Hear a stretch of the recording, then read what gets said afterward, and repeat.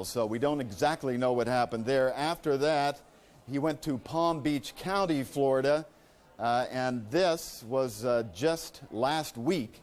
And in Palm Beach County, Florida, he took about 3 hours of flight time in a Piper aircraft. He said he wanted to get his skills back, a refresher course. From there, he went to Boston, Massachusetts.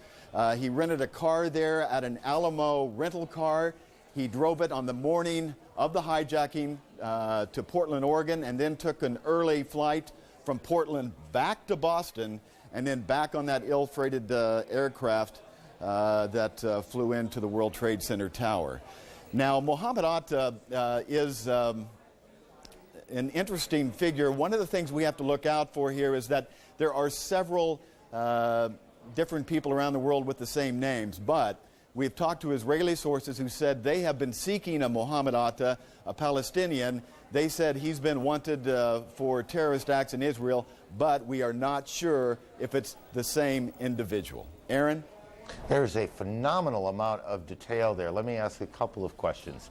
First of all, do the names themselves tell us anything about where their allegiances, whether, look, the question here is, do they have a connection, and can we tell that by their names, to bin Laden or anyone else who might be of interest right now? Well, we're attempting to do that, and intelligence officials have been trying to do that for a couple of days now when they got those names together. We do know that more than half of the names are either prominent Saudi names from the south of that country or Yemeni names.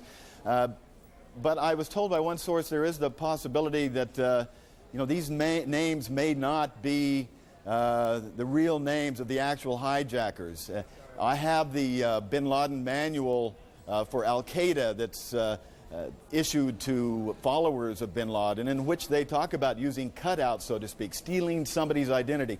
It's a tactic they use all the time, so it's something we got to be really careful. There could be some names on this list that maybe there's another Mohammed Atta out there, and so we're trying to be very careful. But certainly the FBI must have a lot of confidence in this, Aaron, to release this as it is right now. We see the president, Mike, as you were talking, walking up the steps, getting into Air Force One for his trip to New York. Assume Air Force One will be pulling away shortly. Mike, if you're still there. Yes, I am. We know now, or at least we have 19 names that we believe are either real names or aliases of some sort of the hijackers. Is there much you can tell us about the broader investigation that's going on in Germany, in parts of the United States as well, for people who may have either information about what went on or may have been complicit in one way in what went on? Well, let me tell you, good intelligence sources worldwide are telling me that one of the groups they're looking at that could have been one of the major groups behind this is Egyptian Islamic Jihad. Now, that group has close ties to bin Laden. It operates under the umbrella, oftentimes, of Al-Qaeda, which is the umbrella organization run by bin Laden. Al-Qaeda itself is not a group. It's more like the corporate board, and these companies, these smaller groups which work in cells of 18 to 20 people, they are the ones that go out and do it. They're looking very close at these North African groups, some Algerian groups and that. Now, that's not to say, when I say Egyptian Islamic Jihad or an Algerian terror group like GIA, that's not to say they're operating from those countries. For example, Egyptian Islamic Jihad members have had to flee Egypt because President Mubarak has been very successful in tracking those people down, put a lot of heat on them. And so these cells from that organization have been operating in Afghanistan and also in areas of Pakistan for the last few years. So that is obviously the neighborhood of bin Laden. And that's one of the groups they're looking at. Mike, thanks. Again, it is remarkable how much detail that investigators have been able to put together in a relatively short period of time, and we assume, as seems reasonable, at least here, that that's just what they are telling us, that very likely, they have a whole lot more detail on these 19 men and their movements and their connections and the rest, and we'll be continuing to work on that.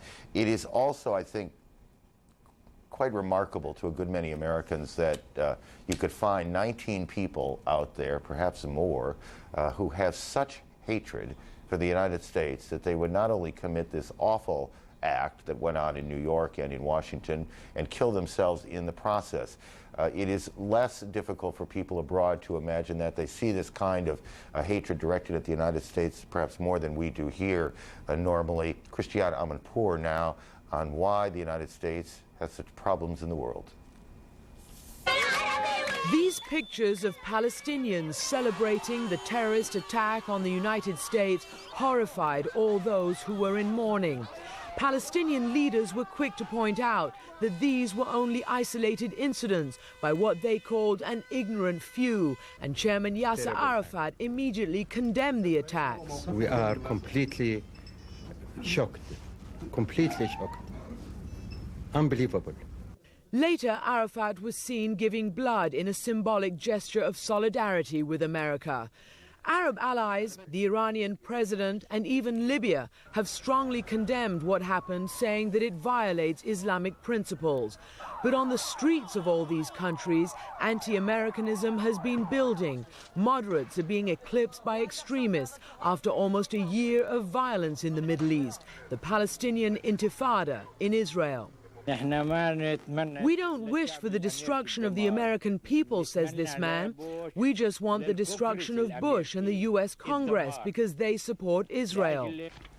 Experts in radical Islamic terrorism say masterminds like Osama bin Laden have cleverly manipulated a real sense of grievance into a willingness by some to become human instruments of mass murder. Osama bin Laden has been in the Muslim world. Has been capitalizing on very sensitive issues that mobilize the whole Arab and Muslim community. The liberation of Jerusalem, American troop presence in Saudi Arabia, of course the fate of the Iraqi people suffering under sanctions. This gathered momentum after the Gulf War, when bin Laden bitterly complained about U.S. troops in Saudi Arabia, troops invited by Saudi leaders to defend against the Iraqis, and yet condemned by bin Laden and extremist Islamic preachers for, quote, desecrating holy sites. In addition, Muslims all over the world have been enraged by a decade of continued bombing against Iraqi military installations and crippling sanctions that have ended up hurting the Iraqi people much more than their intended target, Saddam Hussein and his regime. Experts say terrorism cells manage to operate in America's Arab allies, such as Egypt and Saudi Arabia, as well as Europe and North America. Fearful of a backlash, mainstream Muslim leaders here in Europe are trying to explain that this war on American civilians is a crime that can never be justified as a religious duty. The position of the Muslim community in the UK, as I'm sure in different parts of the world, is very clear. We condemn utterly and unequivocally the atrocities that has been committed. We believe that the people, the perpetrators of this heinous crime are outside the pale of civilization. So now British and other world leaders are calling for a global alliance to combat a global network of terrorism, to arrest them cell by cell, shut down their financial support, and make it more difficult to forge travel documents. There are no quick fixes, they say, just a long, sustained and difficult campaign. Christiana Amanpour, CNN, London. President Bush is making his way to New York City. We also expect within perhaps 10-15 minutes a briefing by the Secretary of State Powell. You see Air Force One and Andrews will be heading this way. Out in Seattle right now, across the country, there is a memorial going on, firefighters' memorial going on, Amazing Grace. Let me just listen to this for a moment.